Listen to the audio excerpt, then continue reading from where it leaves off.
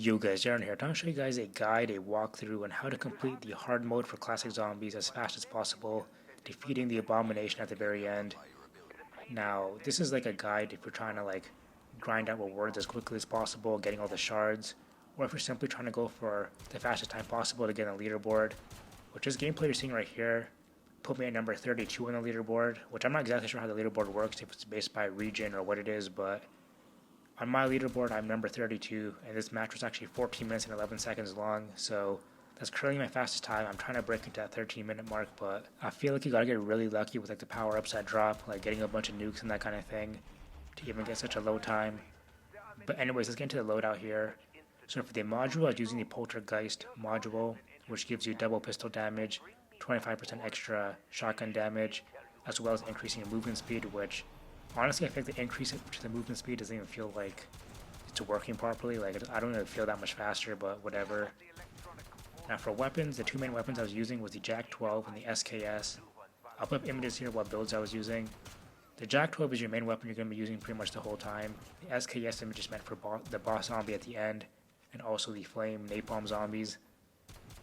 So round one, you want to stand where the quick revive machine is.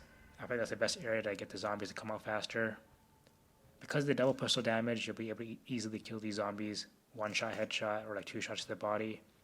Now as soon as the first round ends, you want to open up the door to go down the stairs to the little outside area where the pack-a-punch machine is. The window next to the pack-a-punch machine is where all the zombies are going to spawn for round two. Basically all of them. There's going to be a couple extra zombies that come in behind you, but mainly all the zombies will come out of that one window, and because of the double pistol damage, you should be able to easily kill them. And then after you finish all the zombies that are in that one window, kill whatever extra zombies are left that will come out behind you. Round 3, stay in that area. You'll only need to kill a couple of zombies until you hit 3,000 points, and then buy the Jak-12 and just blaze through the rest of the round. Now, by the way, while you're killing these zombies, look out for the parts to actually fix the elevator. And I should also mention that you're never going to leave a zombie just to like buy perks or fix the pack-a-punch or whatever. You're always going to be constantly going through rounds and killing zombies while you're doing whatever you need to do, whether it's fixing the pack-a-punch, fixing the elevator, or buying perks.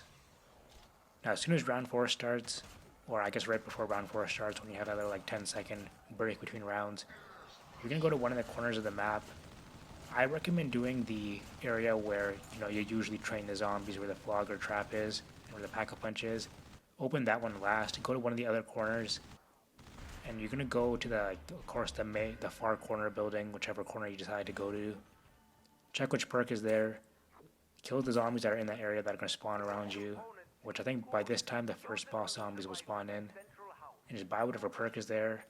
The only perk I recommend you don't buy is Electric Cherry. I think that's like probably the most useless one, for the hard mode at least. For endless, obviously you end up buying it, but for the hard mode you definitely don't need Electric Cherry.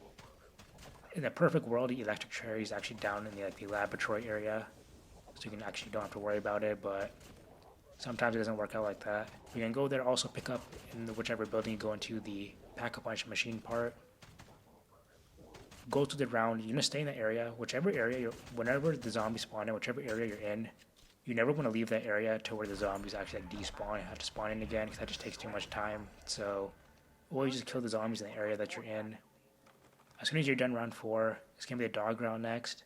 Now I would just do the entire dog round in the bottom level of the main central building. Once I'm done the dog round, go to the next corner of the map, buy whatever perk is there, assuming it's not electric cherry, get the second pack-a-punch part, finish the round in that corner of the map, and once I'm done that round, go back to the main central building in the bottom level, do the next round there, then after I'm done that round, go into the third corner of the map, buy the perk, then immediately go and just pack-a-punch, fix up the pack-a-punch machine and pack-a-punch your Jak-12 to level 1. You could do level 2 if you want, depending on how many points you have. But now you just want to open up the door to where the flogger trap is and just hoard in that area. Of course, at some point, eventually buy the perk that's in that corner. And then, by this point, you should have explored the entire map besides the underground laboratory, which I get to that later on. But keep going to the rounds. You want to pack up onto Jak-12 to level 3 maximum. You don't want to go above level 3 because you want to save up your points for the SKS, which eventually at some point you will buy the SKS, which could be like between rounds 9 and 10 or during round 10 or whatever. You're going to buy the SKS, pack-a-punch the SKS to level 4, which by the time you're done round 12, you'll be able to pack-a-punch the SKS to level 4. Probably before that even, but If not, by round 12, you'll be able to pack-a-punch the SKS to level 4, which is really the maximum you need for the Abomination fight. But just keep going through the rounds. I would really only use the SKS on the Napalm and the Warden boss zombies. The Jack 12 is good against the regular zombies, the dogs, and of course the Avogadro. I mean, you could use the SKS on the Avogadro as well, but really I only used it for the Napalm and Warden, and the Jack 12 for every other zombie type. But once you're done round 12, and you have that 1 minute before the boss fight, this is when I would go down to the secret laboratory and buy whatever perks are down there. And depending on how many points you have left, you could also buy armor if you want. You know, make sure you have full ammo and everything. Now, heading into the boss fight, you should have every perk except for Electric Cherry, so it's 5 perks in total, and a level 4 Pack-a-Punch SKS. You're not even going to use the Jack 12 for the boss fight at all, so don't even worry about it. But you're going to make sure level 4 Pack-a-Punch SKS, and then every perk except for Electric Cherry, and should be good to go for the boss fight. The boss fight is insanely easy with the SKS because of how overpowered it is, so you'll be able to easily kill the Abomination pretty quickly. But that is it for this guide walkthrough. Let me know what you guys think in the comments below. What are your tips for beating the hard mode fast as possible? What weapons are you using? What's your strategy? What is your fastest time? Let me know. If you have any questions on my playthrough and what I do, I'll try to answer them to the best of my ability.